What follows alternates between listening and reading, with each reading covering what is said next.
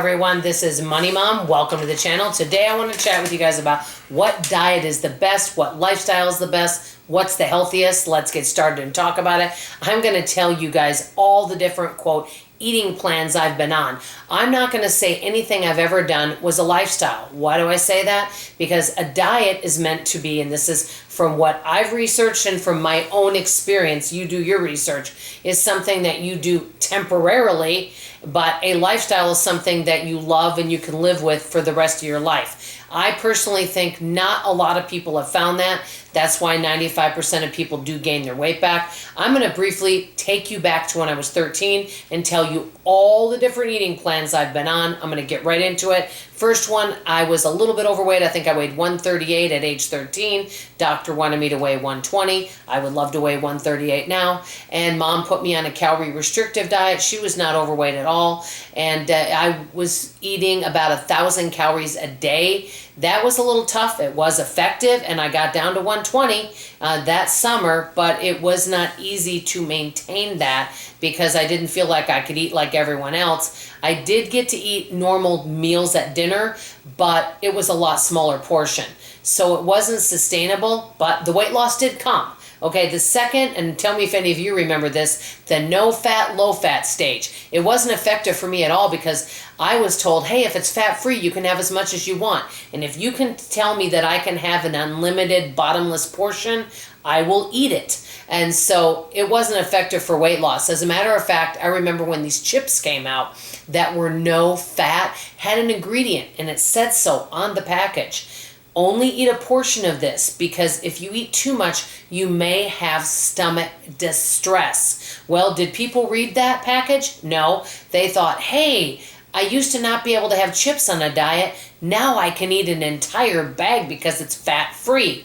Well, what would happen if people ate an entire bag? Kind of like when I had a, quote, diet candy bar and didn't read the package and ate the whole thing and did not feel well afterwards. Well, that's what happened with the chips. So the no-fat, low-fat can be great for some people, but for me, it was not a good deal. Okay, the next one, number 3, and this was also in the 90s, maybe kind of closer to the end, was when a lot of people were talking about instead of eating 3 square meals a day, to keep your metabolism going, eat 6 to 8 mini meals. What was positive about that was that I didn't have to wait that long before my next feeding, as you would say, but the downside is I never got completely full. I did eat really healthy though, and I was really healthy during that time. I exercised a lot, and I felt pretty good. But as you can see, I end up going off all of these things. Okay, the next, number 4, not really a specific diet, but I've used all sorts of diet products. What's great is they're really good when you first start using them, but they lose their effectiveness. And when you stop losing, you may go back to bad habits and gain it back. And the diet products were very costly. Next, juice fast. I've done several different juice fasts. What's good about it is you can lose weight quickly or lose, quote, water weight quickly. And so if you have bloating or maybe you kind of overate during the holidays, it might be something good to kind of get you going again. See, that's the thing with some of these diets, especially if you can lose weight quickly, it might take away some bloatingness and kind of help you jumpstart you to get you back into healthy eating, but it's not meant for long term. Okay, next one that I'm going to mention is one of the ones that I felt the very best on. I'm going to call it modified though, and I'll explain. I was doing paleo for a long time, and that was in the I'm trying to think of around when that was, maybe around 2010, but it was modified. The reason why is I didn't eat grains, but I did have a little bit of dairy in my eating plan. But I felt really good on it because I ate a lot of fruits and vegetables. I had excellent energy, and I just felt really good. But the weight loss, because it was really high in carb, did not come off that fast, but I felt fantastic eating that way. Next, number 7, intermittent fasting. I know a lot of people love to eat during a certain window of time. I lose weight much better if I close my eating window by, say, 5, 6 o'clock at night.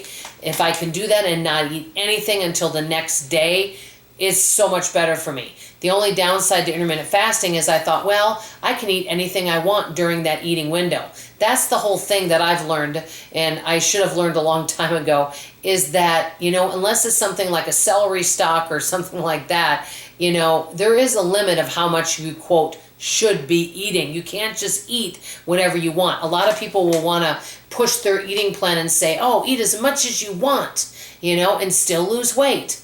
I have not found that to be effective. Maybe some of you have. Okay, so intermittent fasting is good for me in terms of not eating at night. Next, number 8, keto/low carb. I'm not going to call it keto because I never tested if I was in ketosis. I did, though, when I was losing the weight, I did stay under 100 carbs a day, it really helped me lose weight very quickly. The downside to that one is I didn't get enough fiber and I was constipated a lot, just to be totally honest with you.